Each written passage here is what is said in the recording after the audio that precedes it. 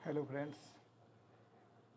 आज मैं Python generator के बारे में डिस्कस करने जा रहा हूँ। तो पाइथन जनरेटर होते क्या हैं? ये सिंपली एक फंक्शन ही होते हैं। हम उनको एज ए फंक्शन बोल सकते हैं। लेकिन डिफरेंस क्या होता है नॉर्मल फंक्शन में और पाइथन जनरेटर में? Generator one by one data को रीड करता है, लाइन बाय लाइन रीड करता है, और इस तरीके से जनरेटर से हम लार्ज डेटा प्रोसेस कर सकते हैं। तो अगर हमारे पास बहुत बड़ा डेटा हो और उसको इतना बड़ा हो कि कंप्यूटर की मेमोरी में भी ना आ पाए, तो उसको कैसे प्रोसेस करेंगे? हम जनरेटर के थ्रू उस डेटा को प्रोसेस कर सकते हैं, क्योंकि जनरेटर पूरा डेटा एक बार में नहीं पढ़ेगा, one line at a time पढ़ेगा और फिर उसको प्रोसेस करेगा, फिर अगली लाइन पढ़ेगा, उसको प्रोसेस करेगा। तो इस तरीके से हम जनरेटर का यूज करके उस डेटा को रीड कर सकते हैं। तो जैसे यहाँ दे रहा है कि सरल शब्दों में जनरेटर जब एक विशेष प्रकार का फंक्शन होता है जो वैल्यूज को एक एक करके यील्ड करता है, ना कि एक ही बार में सारा वैल्यूज को रिटर्न करता है। तो क्या डिफरेंस है साधारण फंक्शन और जनरेटर फंक्शन में? जनरेटर पूरी लिस्ट के डेटा को एक साथ बनाता है, जबकि जनरेटर एक value at a time read करता है। रेगुलर फंक्शन पूरे डेटा को मेमोरी में लोड कर लेता है, जबकि जनरेटर सिर्फ एक डेटा को मेमोरी में लोड करता है, उसको प्रोसेस करता है। और इसमें रिटर्न का यूज किया जाता है, जिससे कि सारे वैल्यूज फंक्शन रिटर्न कर देता है, जबकि जनरेटर में यील्ड का यूज किया जाता है, जो कि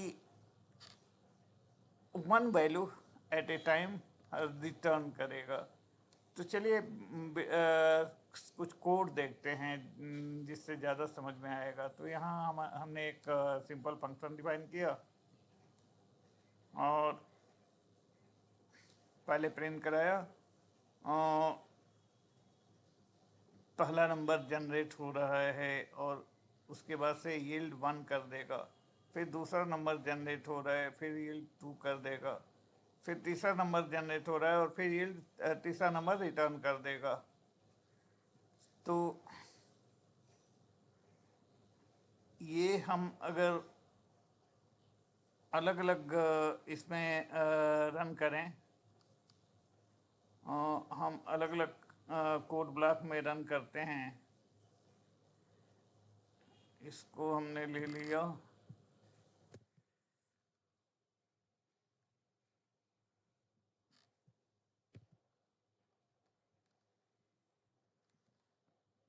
तो ये हमने जनरेटर डिफाइन कर लिया।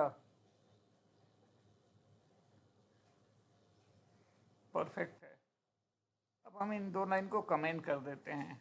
तो ये हमने कमेंट कर दिया। तो पहली बार नेक्स्ट करेंगे, माई जो जनरेटर वेरिएबल हमने बनाया है उस पर पहली बार नेक्स्ट करेंगे, तो देखते हैं क्या आउटपुट आता है। पहला नंबर जनरेट हो रहा है, आप देख पा रहे हैं पहला नंबर जनरेट हो रहा है और यील्ड वन कर दिया। फिर जब इसको हम दूसरी बार रन करेंगे तो दूसरा नंबर जनरेट हो रहा है और वैल्यू टू रिटर्न कर दिया। फिर जब हम एक बार और इसको रन करेंगे तो तीसरा नंबर जनरेट हो रहा है और रिटर्न थ्री कर दिया। अब हम फिर से इसको नेक्स्ट करते हैं तो ये एरर देगा, क्योंकि इसके पास कोई नंबर है ही नहीं। ठीक है, अच्छा, तो ये एरर ना दे, इसको हैंडल करने के लिए हम फार लूप का यूज कर सकते हैं। फार लूप में रेंज फिक्स्ड हो जाते हैं। तो हमने एक क्रिएट नंबर सीक्वेंस डिफाइन किया और जिसमें कि एक इनपुट वेरिएबल ले रहे हैं n, और उसके हर एक वैल्यू को यील्ड करा रहे हैं। तो ये हमारा जनरेटर हो गया, और इसको हम फॉर लूप से कॉल करा रहे हैं, और फॉर लूप में हमने जो जनरेटर भेज दिया, और जो नंबर आएगा इसमें आ जाएगा। तो देखें, हमने 5 यहाँ आउटपुट 5 एज ए पैरामीटर भेजा था, तो हर एक नंबर को लेके और यहाँ ये प्रिंट करा दे रहा है। अच्छा, तो ये मेमोरी एफिशिएंट होता है, क्योंकि एक सारी वैल्यूज़ को एक साथ नहीं रीड करता है, बल्कि 1 बाय 1 कलेक्शन के वैल्यूज़ को रीड करता है। तो यहाँ हम क्या कर रहे हैं कि एक टेक्स्ट फाइल बना रहे हैं, और टेक्स्ट फाइल में 3 लाइन डाल दे रहे हैं। तो हम इसको थोड़ा सा ऊपर कर लेते हैं, और ठीक है जी, हमने एक फाइल बनाई जिसमें कि 3 लाइन सैम्पल टेक्स्ट देखे, 3 लाइन यहाँ आ गई। Very perfectly all right. तो हम इस फाइल को रीड करें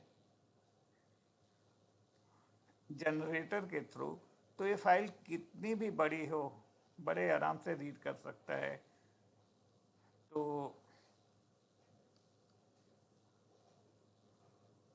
हमने एक रीड करने के लिए फंक्शन बनाया, रीड मोड में फाइल को ओपन कर दिया, और हर एक लाइन को रीड करते जा रहे हैं, और उस फंक्शन को कॉल कर लिया विद सैम्पल टेक्स्ट। तो ये रीडर का इंस्टेंस रिटर्न कर देगा, और उस रीडर से हम हर एक लाइन को रीड कर पा रहे हैं। तो इसको रन करते हैं, देखते हैं कि हर एक लाइन, पहली लाइन, दूसरी लाइन, तीसरी लाइन, ये रिटर्न कर दे रहा है।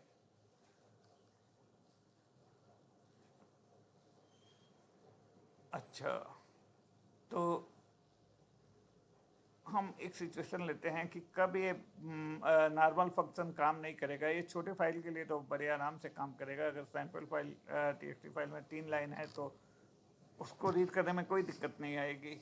दिक्कत कब आएगी?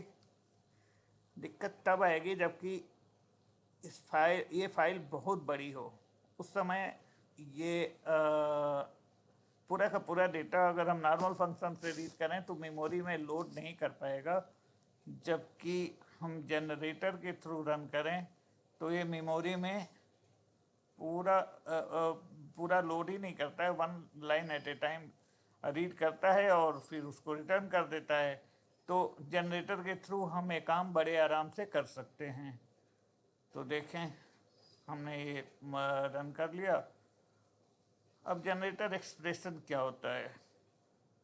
जनरेटर एक्सप्रेशन सिंपली ये होता है कि जैसे हम लिस्ट एक्सप्रेशन बनाते हैं तो वो सारा मेमोरी में स्टोर हो जाता है, ठीक है। लेकिन अगर हम वही एक्सप्रेशन ऐसे बनाएं, for I with in small bracket for I in range इतना, इफ द रेंज मॉडुलस इतना इज 0, तो जब ये 0 रिटर्न करेगा तो इसकी वैल्यू ये मतलब एक जनरेटर क्रिएट कर दिया। जब इसके बराबर हो जाएगा तो ये वैल्यू रिटर्न करना बंद कर देगा, ठीक है। इसको हम रन करा के देख लेते हैं।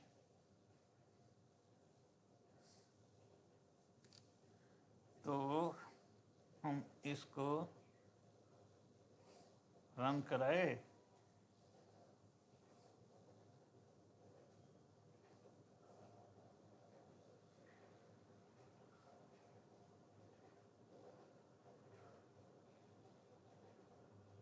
और ये 1 बाय 1 वैल्यूज रिटर्न करा रहा है।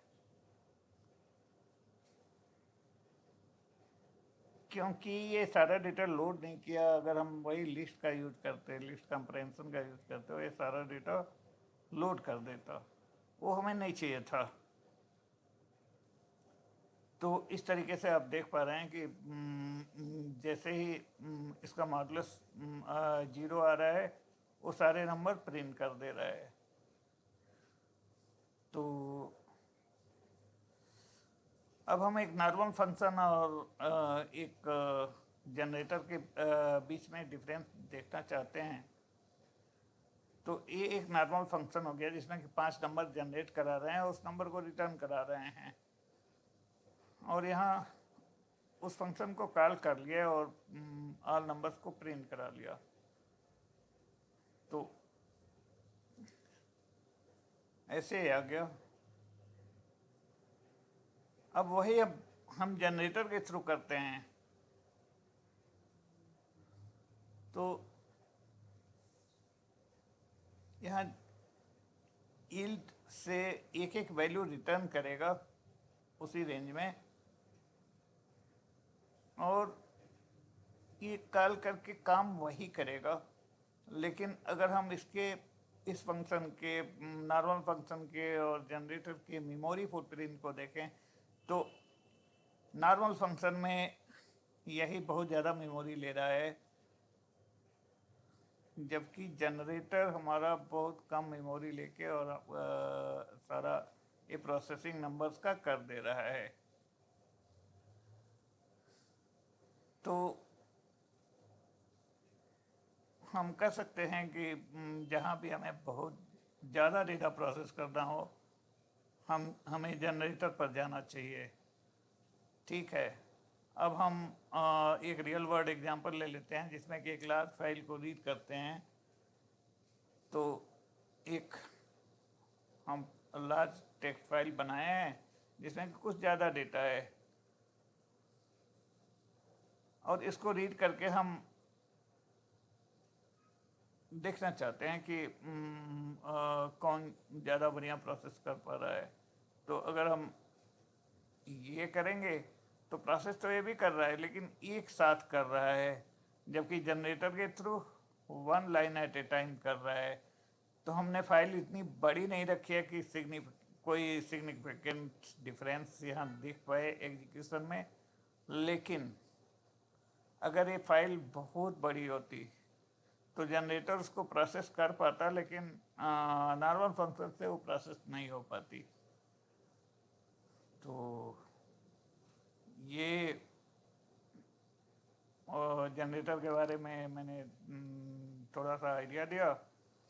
Thank you very much, take care.